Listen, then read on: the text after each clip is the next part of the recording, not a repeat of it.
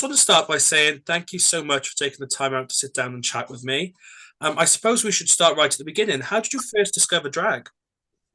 So I was about 3 years old, and my family, so a Welsh language family, Hmm. we did a pantomime to raise money for the Eisteddfod when Hmm. it came down to South Wales.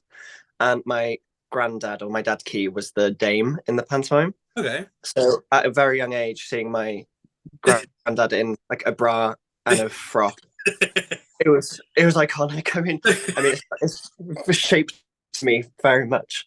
So Hmm. I'd say that was I definitely the was, beginning, and yeah, I think that was the start of where I hmm. discovered it. So how did it go from that then to you having to go yourself to get trying to start your own career? So I went to college to study art and design, Hmm. and during that course, I kind of started meddling with like video art and like photography, Hmm. and I always wanted myself in this somehow, but I wasn't sure how. So I started drawing this character with like a big red nose and like weird like shapes on their face. And then Hmm. I thought one day, let's try doing it on myself. Yeah. And then that's how it came to be. I kind of put myself into very shabby makeup at the time and took pictures, and there we go. Hmm. That was kind of the birth of the character Anniben, but yeah, Yeah. I'd say where it was. Amazing. So talking about Anniben, what does the name mean? I know there's a meaning behind it. Yeah, so it's the Welsh word for messy. How come you decided to call yourself Messy? Well, when I started, it was very messy, but also it's kind of a great precursor. So if you book me for something and something goes wrong, it's like, well, this is what you bought. This is what you booked.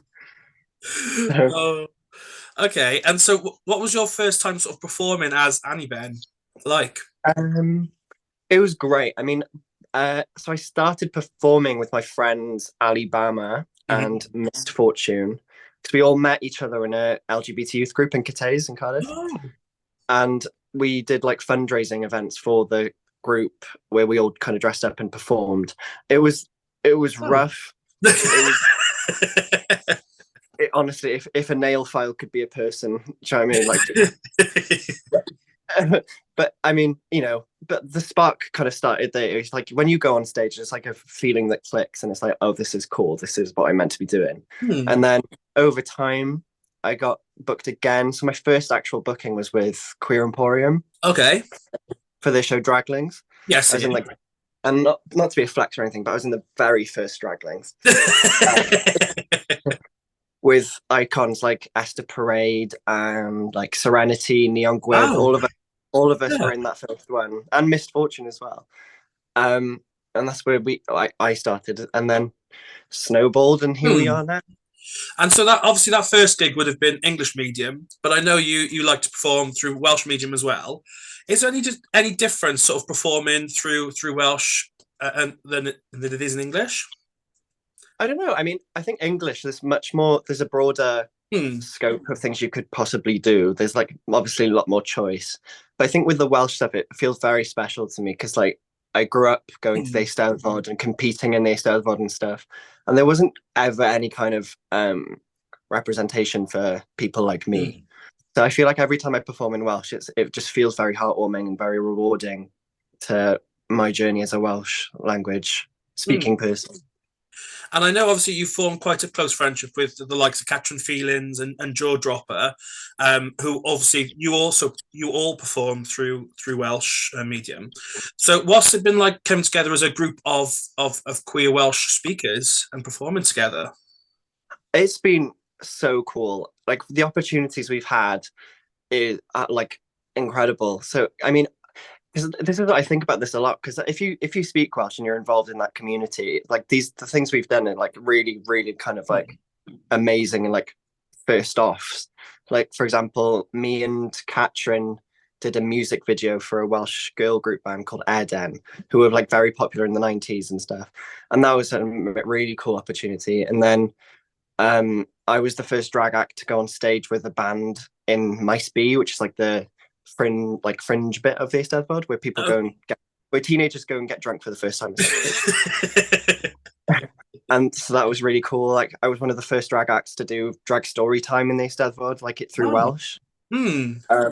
So it's like it's a really big thing for us. Like we've had so many cool times and performances together. But Hmm. then come back to Cardiff, where the Welsh language drag isn't as Yeah. prevalent. It doesn't feel the same. So I mean, it's something very special to us. Hmm. Obviously you talked about the sort of story time through the medium of Welsh. Obviously, story time at the moment, drag story time is particularly a controversial thing. Um, how did it feel doing story time then? How was that experience? It was strange because I had a really good time when I did it, and then Hmm. the kids loved it as well. But then, because I was working at the time in the Eisteddfod, so I was like a couple of days went by without me even thinking about it. Hmm. Then I actually got Wi-Fi connection, and I went on Twitter, and there was so much shit on Yeah. there for Yeah. like, calling me like all sorts of things, like a paedophile, and Yeah. like it was awful. But I mean, there has to be that kind of like martyr Yeah. in that kind of situation. There has to be someone to push it first, and then it Yeah. carries on good progress. So I'm very happy to have done my bit in that sense. Yeah, and I suppose, like you said, obviously not seeing Welsh queer representation growing up, and now being potentially that icon, that image for someone else is obviously a full circle moment, and is obviously fantastic. Obviously, you are known on the Cardiff scene for kind of alternative performances and style. Where does that What sort do you mean? I'm so traditional. I'm so like of so where did that come from? again, I think it was from when I started doing stuff in college because I've always come from like an arty background. Like Hmm. my dad is an artist, my granddad's an artist, my mum is a very creative person. I've had a very creative upbringing. So I thought, and when I started going out in Cardiff and I turned 18, because it was just after the pandemic, like Hmm. all the this is no slander to Cardiff drag because I think Cardiff drag is very good, but there was nothing really catering to what I was looking for. Hmm. So like kind of the drag racification of drag, like lip Yeah. syncing and dancing and really weird things. So I thought, you know what, I'm gonna do that. And then yeah, here we are now. And Hmm. I'm as you said, I'm well known for being alternative and a bit of a weirdo. Did you find there was some sort of hesitation for when you were first getting bookings as the alternative performer that you are? Was it difficult to find gigs? It's definitely difficult because Hmm. especially with Cardiff, there's like such a specific roster of queens who Yeah. have their nights over and over again. So you've got Amber on Thursdays, you've got Kitty on Mondays, you've got Polly and Justin on Wednesdays, and Jolene and Kings and stuff, Yeah. which is great. And what they do is really amazing. And then obviously once a month you've got Hey Mary and Mary's, which is the Yeah. alternative night. And I love them. I've had the wonderful opportunity of performing with them before. And but there is there's definitely a lack in Cardiff for that kind of audience Hmm. who want to see the stuff that I do. Hmm. But I mean, I think it's just important to know your niche and know what you're selling, and then do it to your best capability in different settings. So, like for example, in the Eisteddfod, I had to kind of tone it down a little bit Hmm. to an audience who might not be familiar with drag, or if I get booked in like, uh, but then yeah, then if I do stuff with Korean Emporium, I know I can do whatever I want because it's a really Yeah. supportive atmosphere. So it really depends where you're doing it. Yeah. Oh, you mentioned Hey Mary and how it is a once a month sort of alternative night. I know you've performed there a few times. How have those experiences been? Oh, every time is such a fun time. All of them are so weird in their own wonderful way, and I just fit in very nicely. Hmm. But the first time I did it, honestly, I couldn't have asked for a better like experience because that was the night where Jinx Monsoon came to All watch. right. Okay. She was filming Doctor Who at the time, and then she came. I guess she had like time off, so she came and watched the show, and that was my first Hey Mary, and she was there watching. Oh, Queen of all queens. when I tell you, like poo was running down my legs, I was so scared. But but then I did. It's like one of my favorite numbers I've done. It's like a weird um kind of the theme was guilty pleasures, and for some reason I chose ice cream. I Right. don't know why. It's Okay. not even my guilty pleasure, but it's like, but I had a tub of melted ice cream, like it was just like liquid. Hmm. Like, but then I danced and then I like pour it over myself and I threw it. And there's still a stain on the mirror ceiling of my ice cream. Brilliant. Every time I go there now, I'm like, that was me. And obviously there was a Hey Mary's fairly recently, last week before, Yes. and you performed at that. How did that go? How was that event different from say your first time? It was great because obviously by that point I've performed a bit more. I've gained more experience, Hmm. but it was also nice because it was Ali Bama's birthday weekend, Yes. and she came, and then I did a little number, and then I invited her up on stage, and I gave her a little lamp. I gave her a little lamp dance to Choice to Dance One of Your Girls, and I was like, great, Oh, happy birthday. fantastic. So from Hey Mary, then obviously the most recent time I've seen you was at Cabaret of Queerosities. So what was it like performing there at the first ever event of that? Oh, it was wonderful because I've known Ice for a while now because we Hmm. did Drag Idol together last year. Oh, it is 2024 now, isn't it? So it was last year. Um, so I've known her since then and a bit before. And when she asked me to do it, I was like, of course I'll do it. Hmm. Cabaret of Curiosities, like that name just like appeals. Yeah. um, and Fuel is such a cool place as well because I used to work in Club Ifod Bach, which is across the road Yeah. from there. So we used to go there for pints after work sometimes. So I was like, this is like such a cool moment. Like actually going from just drinking there to actually being on stage was really fun. And obviously, there you did this kind of unique Santa performance. Where did that come from? What was the inspiration for that?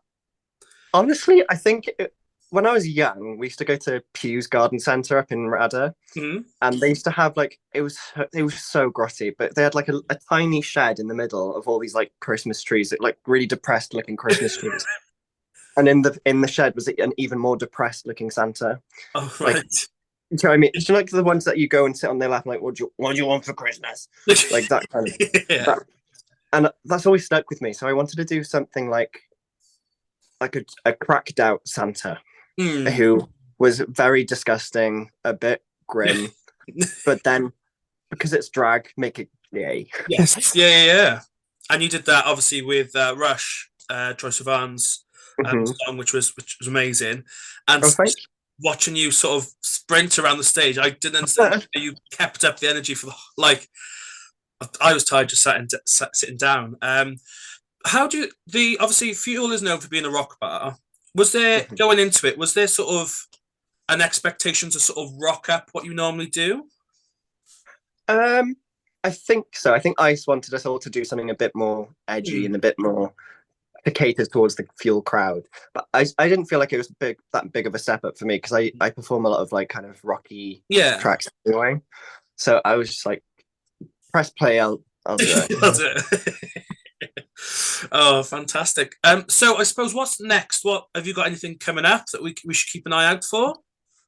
Yeah, quite a few. So I've literally just come off a meeting. We're doing a show in Newport. So me, Catherine Feelings, Misfortune, Jaw Dropper. We're all doing a show in Newport for Santa's Doing Wednesday, Mm-hmm. which she is the patron saint of lovers in Wales. Okay. And we're doing a little cabaret to celebrate that. I don't know if it's announced yet, but fuck it. Um, I've got my own cabaret in the WMC cabaret space in April. Oh. So that's exciting. And yeah, I've got a little bits and bobs across the Hmm. months to come, like Cabaret of Curiosities again. Yes. Amazing. So Very very excited excited. about that. So where can people stay up to date with you and what's going on in your career? The graffiti in the toilet wall. No, no. I'd yeah, Instagram. So at underscore Anniben underscore, and go on there, see what I'm doing. I Hmm. don't know. Could be eating a sandwich, could be on stage, anything. Obviously, I'll put the links in the comments so people can just scroll down and click away. So what advice do you have for young performers looking to get into drag? Don't do it. No. Um, I'd say kind of do what makes you happy. Because if you like singing, do a bit of singing. If you like dancing, do your dancing. But it's also important to have your own unique selling point because you know you don't want to blend in, but you don't Hmm. also want to stick out too much. So it's like just find what makes you happy, find what makes you look and feel great, and then transform. And obviously, if you are doing something you love, obviously that the audience feel that love, that excitement, that happiness from a performance. So obviously it makes it even more enjoyable from an audience view. So I'm going to obviously end the same way I started, just by saying thank you so much for taking the time out to sit down and chat with me. I will put all the links in the comments, as I said, so people can just scroll down and click away. But thank you very much, and I shall speak to you soon.